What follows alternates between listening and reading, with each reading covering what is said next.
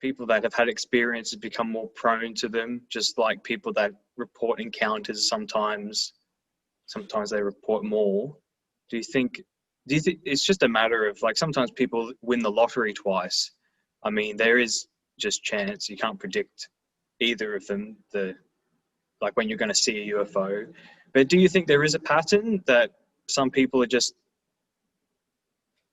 I don't know, they're more prone to being in the vicinity?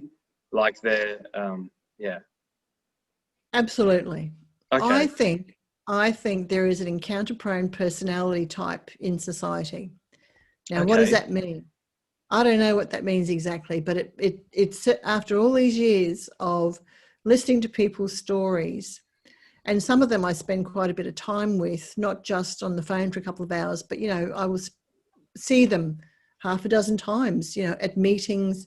I'd meet with them face to face, they'd come to the support group, etc.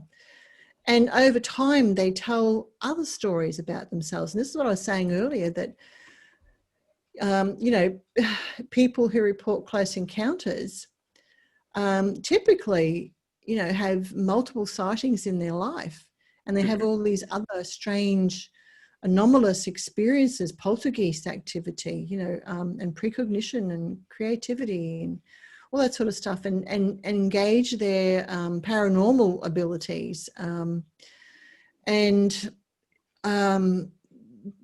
They're the types of people, and highly creative people.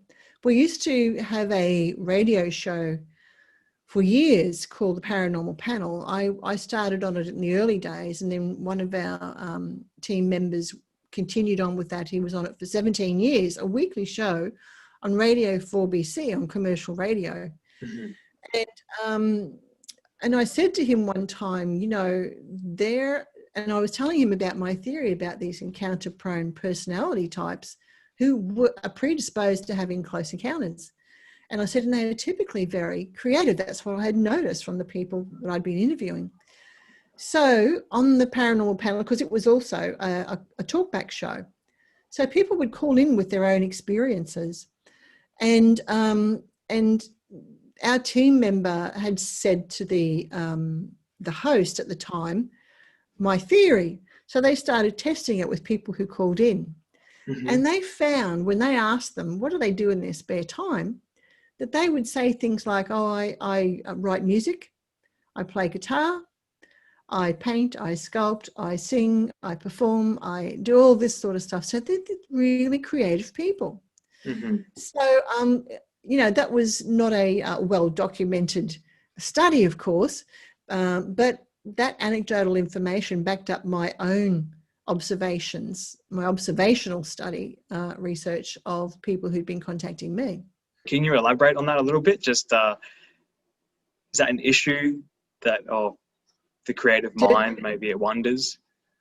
Well, yeah, sure. It's something that people would think about, particularly skeptics. They'd say, oh, well, if they're highly creative, they're just imaginative. They're imagining things, you know. And sure, some people can imagine things, yeah.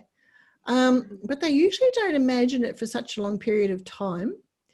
And they, and imagination changes over time. So as they tell their story, they will introduce new elements. Whereas these people don't. They stick to the story. And I've known people for over 30 years who've told the same story and they've not elaborated on it.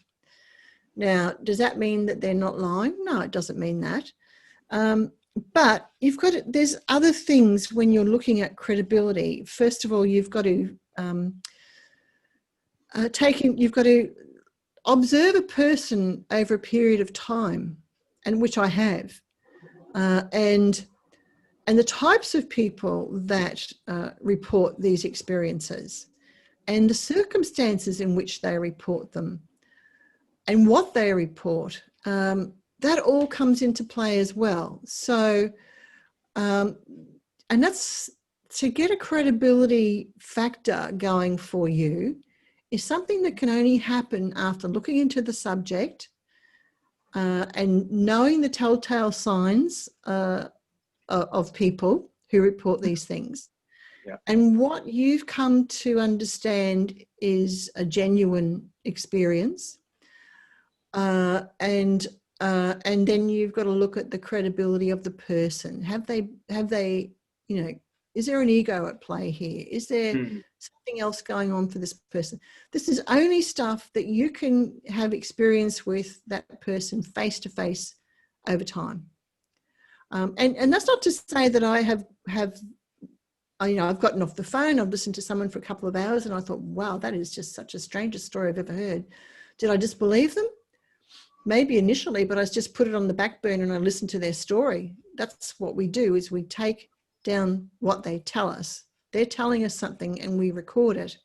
And then after that, we have to think, well, how does this fit in with what I know? Are there loose ends here? Is there room for something new to be emerging in the phenomenon? There's always that aspect too. So there's a lot to take on board when you're in the credibility factor of a witness.